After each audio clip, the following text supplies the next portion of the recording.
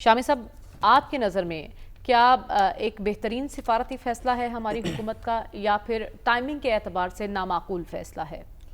اصل میں آپ دیکھیں، ہم جن غیر معمولی حالات سے گزر رہے ہیں اور جن غیر معمولی لوگوں سے ہمارا پالا اس وقت پڑا ہوا ہے، اس کی ایک مثال یہ ہے کہ صدر ڈونلڈ ٹرمپ جو ہیں وہ انسانیت کی تاریخ کے پہلے شخص ہیں جو اپنے نوبل امن پرائز کے لیے خود ہی کیمپین چلا رہے ہیں۔ تو پہلے تو اور آپ پھر مایوسی بھی ظاہر کر رہے ہیں، مایوسی بھی ظاہر کر رہے ہیں، یعنی وہ پریشر میں لا رہے ہیں ان لوگوں کو جنہوں نے یہ ڈیسیژن بنانا ہے، لیکن یہ کہ ان کی شدید خواہش ہے کہ ان کو یہ انعام جو ہے وہ دے دیا جائے۔ دوسری بات یہ، میں آج سوشل میڈیا دیکھ رہا تھا تو میں نے نوٹس کیا کہ پاکستان میں دو طرح کے لوگ ہیں جن کو جو اس فیصلے کی زیادہ اپوزیشن کر رہے ہیں سوشل میڈیا کے اوپر۔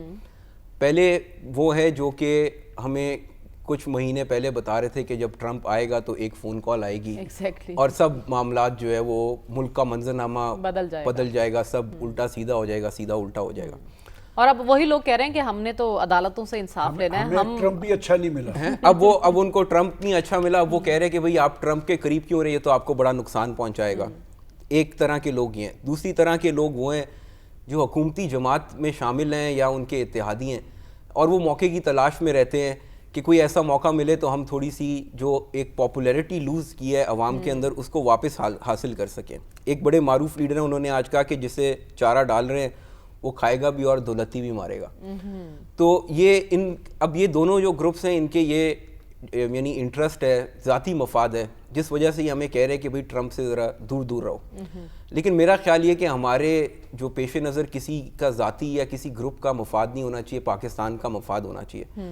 اور جو تھیوری کی باتیں ہیں ساری وہ اپنی جگہ ہیں۔ پہلی بات تو یہ کہ جو امت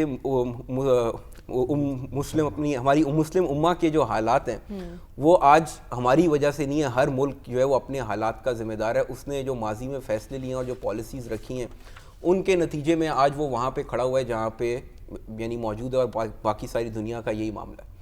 تو اس لیے یہ ساری ذمہ داری ہمارے اوپر صرف عائد نہیں ہوتی کہ ہم نے جب کوئی فیصلہ کرنا ہے تو ہم نے پورے دنیا کے مفاد جو ہے وہ اپنے سامنے رکھنے ہیں، ہم نے پاکستان کا مفاد جو ہے وہ اپنے سامنے رکھنا ہے جب بھی ہم نے فیصلہ کرنا ہے۔ اور پاکستان کا مفاد اسی فیصلے اور میں یہ سمجھتا ہوں کہ پاکستان نے پچھلے 6 مہینے کے دوران اپنے سارے کارڈز جو ہے ڈپلومیٹک وہ بڑے اچھے پلے کیے ہیں۔ انہوں نے ٹرمپ کو جو ہے وہ کرپٹو ڈیل آفر کی ہے، انہوں نے منرل ڈیل آفر کی ہے، اپنا ٹیررزم کے خلاف ہم کوآپریٹ کر رہے ہیں اور ان سے کوآپریشن لے بھی رہے ہیں اور دے بھی رہے ہیں۔ اور اب جو ہے ہم نے دیکھا کہ صدر ٹرمپ جو ہے وہ شدید خواہش رکھتے ہیں کہ ان کو نوبل امن پرائز دیا جائے۔ انہوں نے ہمارے فیلڈ مارشل کو وہاں پہ بلایا، عزت دی، ان کی تکریم کی۔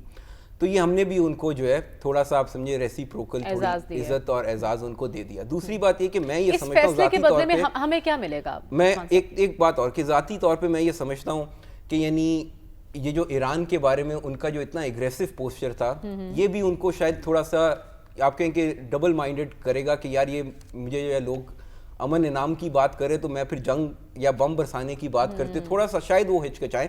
ہم ان کا ہاتھ نہیں روک سکتے۔ ہم امریکی صدر کی اگر کوئی فائدہ لینا ہے یا کسی کا فائدہ کرنا ہے تو تھوڑی سی خوشامد کر کے ہی کر سکتے ہیں، اور وہ ہم کرنے کی کوشش اپنے تئیں جو ہے وہ کر رہے ہیں۔ باقی آپ نے کہا پاکستان کو کیا فائدہ ملے گا، پاکستان کو تو فائدہ مل رہا ہے آلریڈی۔ سب سے بڑا فائدہ یہ مل رہا ہے کہ پاکستان اور امریکہ کا ایک موقف ہے جو ابھی جنگ گزری ہے اس کے حوالے سے، پاکستان بھارت کے جو معاملات تھے، اور بھارت جو ہے اس کا ایک دوسرا موقف ہے کہ حالات کیا ہوئے، کیسے جنگ بندی ہوئی۔ تو میرا خیال یہ کہ جو پاکستان نے جس خوبصورتی سے اپنے آپ کو ٹرمپ کے ساتھ الائن کیا ہے اپنے انٹرسٹ کو جو ہے سامنے رکھتے ہوئے، اس کو اپریشیٹ کیا جانا چاہیے۔ اور میرے خیال میں سارے کارڈز ہم ابھی تک ہم نے بڑے اچھے طریقے سے ڈپلومیٹکلی آپ کہہ رہے ہیں ہم نے اپنے تمام کارڈز بہت اچھے طریقے سے کھیلے ہیں اور شو کیے ہیں۔ ضرور آپ صدر ٹرمپ صاحب کو امن کا نوبل انعام دیں، لیکن ہم امید کرتے ہیں کہ وہ غزہ المیہ اور ایران میں بڑھتی کشیدگی کو بھی ختم کریں، تو انہیں یہ پیس ایوارڈ ضرور ملنا چاہیے۔ عثمان صاحب، آپ کی نظر میں اگر میں روسی صدر پیوٹن کی بات کروں تو وہ تو بارہا کہہ رہے ہیں کہ ہم نے اسرائیل کو کئی بار بتا دیا ہے کہ ایران کے جوہری ہتھیار کے حصول کے کوئی ثبوت موجود نہیں ہے، اس کے باوجود اسرائیل نے جارحیت کی اور ایران جو ہے اس چیز کا حق رکھتا ہے، حق دفاع ایران کو حاصل ہے۔ اس ساری سچویشن میں ایک تو OIC کا کردار اور مغرب کتنا سنجیدہ آپ کو دکھائی دے رہا ہے سیز فائر کی کوششوں میں؟ اصل میں اگر ہم اس موضوع پہ ایک آنیسٹ ڈسکشن کرنے کے لیے بیٹھے نا تو پہلا سچ جو ہم سب کو تسلیم کرنا چاہیے وہ یہ ہے کہ دنیا کا کوئی ملک اس وقت میرے سامنے تو نہیں ہے کہ چاہے وہ اسلامی ہے یا غیر اسلامی ہے، ان کے یہاں یہ کنسنسس نظر آتا ہے کہ ایران کے پاس ایٹمی ہتھیار نہیں ہونے چاہیے. تو یہ بات تو پہلے ہمیں تسلیم کرنی چاہیے کہ اس موقف کا کوئی حامی ملک جو ہے وہ موجود نہیں ہے کہ ایران کو کوئی ایٹمی ہتھیار بنانے کا حق حاصل ہے. تو اسی جو ہے وہ پس منظر میں آپ کو ساری چیزیں دیکھنی چاہیے. تو اب یہ جو ساری ایک جنگ لگی، آپ کو یاد ہوگا لاسٹ ویک ہم نے کہا تھا کہ اگر یہ تھوڑا طویل ہوتی ہے اور ایران کھڑا رہتا ہے، ایک دم کولیپس نہیں ہوتا اس کا اسٹرکچر، تو یہ ایران کو فائدہ ہوگا. اور اس کا فائدہ جو ہے وہ ایران کو سب سے بڑا یہ ہے کہ بظاہر یہ لگ رہا ہے کہ ان کی گرفت جو ہے وہ اپنے سسٹم کے اوپر موجود ہے اور کوئی ان کو نظام کو کوئی امیجیٹ تھریٹ نہیں ہے. اب مسئلہ یہ کہ یہ مسئلہ حل کیسے ہوگا.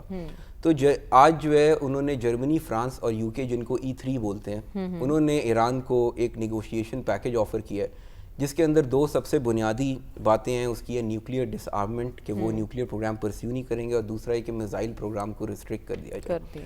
ان دونوں کے اوپر ایران نے بولا ہے کہ ہم اس کو مسترد کرتے ہیں اور نیوکلیئر ڈس آرمنٹ کا سوال ہی نہیں ہے، لیکن ہم تہران جا کے اس مسئلے کے اوپر مشاورت کر کے اور پھر باضابطہ جواب دیں گے. میرا خیال یہ ہے کہ ایران کو بھی جو ہے وہ زمینی حقائق کا ادراک کرنا چاہیے، کیونکہ یہ سلسلہ آلموسٹ کوئی 40-45 سال سے شروع ہوا ہے. یہ خبریں آتی ہیں کہ ایران جو ہے وہ ایٹمی ہتھیار بنا رہا ہے. دوسری طرف اس عرصے کے دوران بظاہر یہ لگتا ہے کہ ایٹمی ہتھیار تو ایران نہیں بنا سکا ابھی تک، اور اب ان کا آفیشیل موقف یہ ہے کہ ہم تو ایٹمی ہتھیار بنانا ہی نہیں چاہتے. تو جب بنانا ہی نہیں چاہتے تو پھر اگر یہ پیشکش کی جا رہی ہے تو اس کے اوپر گفتگو کر لی جائے، اور اگر وہ ایگری کر جاتے ہیں تو اس کے اوپر لیکن جو شرائط لگائی جا رہی ہیں وہ تہران کے لیے قابل قبول میں کہہ رہا ہوں کہ اس میں جو انہوں نے شرائط لگائی نا، یہ تو نیگوشیشن کا آغاز ہے. بنیادی شرط صرف ایک ہی ہے، وہ ان کا نیوکلیئر پروگرام ہے. اگر وہ اس کے اوپر یعنی کوئی کمپرومائز کر لیتے ہیں، جو کہ اب میرے خیال میں کر دینا چاہیے نا، کہ اگر آپ دیکھیں آپ 4 دہائیوں میں نہیں بنا سکے، یا تو بنا لیتے تو یہ مسائل نہ ہوتے. کوئی دنیا میں کوئی آپ کی ڈپلومیٹک سپورٹ اس چیز کی موجود نہیں ہے، تو پھر کوئی ایسے منظر نظر نہیں آتا کہ ایران اس میں کامیاب ہو جائے. تیسری بات جہاں تک امریکہ کی ہے، تو لاسٹ ویک بھی میں نے کہا تھا امریکہ نہیں چاہے گا کہ اس کو ڈائریکٹلی اس جنگ میں انوالو ہونا پڑے اور وہ خود بمباری کرے وہاں پہ. اس کی ایک اور بات ہے، آج قطری فورن منسٹر کا بیان ایک آیا ہوا ہے جس کے اندر انہوں نے کہا کہ اگر یہ بشہر میں، میرے خیال میں کوسٹ کے اوپر ایک نیوکلیئر پلانٹ ہے، اگر یہاں بمباری کریں گے تو یہ تابکاری جو ہے وہ پھیل جائے گی پانی کے اندر، اور UAE، کویت اور قطر تینوں کے پاس پینے کا پانی بھی نہیں ہوگا. چوتھی بات یہ کہ جہاں تک پاکستان کے کردار کا تعلق ہے، تو جب ٹرمپ نے کہا ملاقات کے بعد کہ یہ ایران کو ہم سے بہتر جانتے ہیں، تو اس کا مطلب ہے کہ ہم نے انہیں ایران کے اوپر کوئی بریفنگ دی ہے اور اس کا کوئی نہ کوئی اثر بھی ہوا ہے. پھر دوسری بات، جس طرح ہم ابھی بات کر رہے تھے کہ ہم نے ان کو جو نامینیٹ کیا ہے پیس پرائز کے لیے، تو آپ دیکھیں 2 طریقے امریکہ کے ساتھ ڈیل کرنے کے اس وقت، کہ یا تو ہم ایک جذباتی ہو جائیں، ان کو للکارے ماریں اور کہیں کہ آ جاؤ پڑ جاؤ، تو وہ تو ہمارے اندر کوئی نہ معاشی طاقت ہے نہ عسکری طاقت ہے ایسا کرنے کی. ہم انڈیا کے ساتھ تو لڑ سکتے ہیں، امریکہ کے ساتھ نہیں لڑ سکتے. دوسرا طریقہ وہ ہے جو ہم اپنا رہے ہیں، ہم ان کے قریب ہو رہے ہیں اور ان کو بات سمجھانے کی کوشش کر رہے ہیں، اور اس سے ہم کوشش کریں کہ ان کا ایران میں بھی ہاتھ روکا جائے. اور جیسے سفارتی کوششیں ہماری کارگر دکھائی دے رہی ہیں، اور OIC میں جو اس وقت اجلاس جاری ہے، جو تقاریر ہو رہی ہیں، اس کا اعلامیہ سامنے آئے گا تبھی معلوم ہوگا کہ کس حد تک ہم مغرب کو یہ باور کرانے میں کامیاب ہوئے ہیں کہ یہاں اب جنگ بندی ہونی چاہیے. عثمان شامی صاحب، ایک تو کہا گیا کہ ہم دروازہ کھٹکھٹاتے رہیں گے، کبھی تو کھلے گا. اسٹیبلشمنٹ سے بات چیت کی بات تھی، وہاں سے بھی نا امیدی. پھر امریکی انتظامیہ سے امیدیں وابستہ کی گئی، وہاں سے بھی مایوسی. کیا یہی وجہ ہے کہ PTI اب پسپائی اختیار کرتی دکھائی دے رہی ہے؟ میرا خیال 2-3 وجوہات ہیں. ایک تو یہ کہ جو PTI کی اسٹریٹجی جو ہے وہ کوئی کلک نہیں کی. یہ جو کنفرنٹیشن کی پالیٹکس تھی، وہ کوئی اس میں سے کوئی نتیجہ اخذ کرنے میں کامیاب نہیں رہے. پھر دوسرا یہ ہوا کہ وہ ان کی پالیسی وہیں رہی اور ملک کے حالات تبدیل ہو گئے. اکنامکلی آپ کو تھوڑا سا ریسپائٹ مل گیا. پھر ایک جنگ سے آپ ہو کے گزرے، دوسری جنگ آپ کے ہمسائے میں لگی ہوئی ہے. اس وقت جو موضوع ہے، جو ٹاپ آف دا مائنڈ ہے عام آدمی کے، وہ ہے آپ کی سیکیورٹی، آپ کے ریجنل حالات اور مستقبل کیا ہوگا اس حوالے سے. اب اس میں آپ اگر کہتے ہیں ہم نے بجٹ کے اوپر جو ہے وہ احتجاج کرنا ہے، کوئی خان صاحب کو باہر نکالنے کے لیے کرنا ہے، یہ موضوعات اس وقت جو ہے نا وہ ایک عام پاکستانی کے جو آپ کہہ لیں توجہ کا مرکز نہیں ہے، irrelevant ہو چکے ہیں. تو اس لیے ان کو اس کی جو ہے نا رسپانس مل رہا ہے، نہ ملنے کی توقع ہے.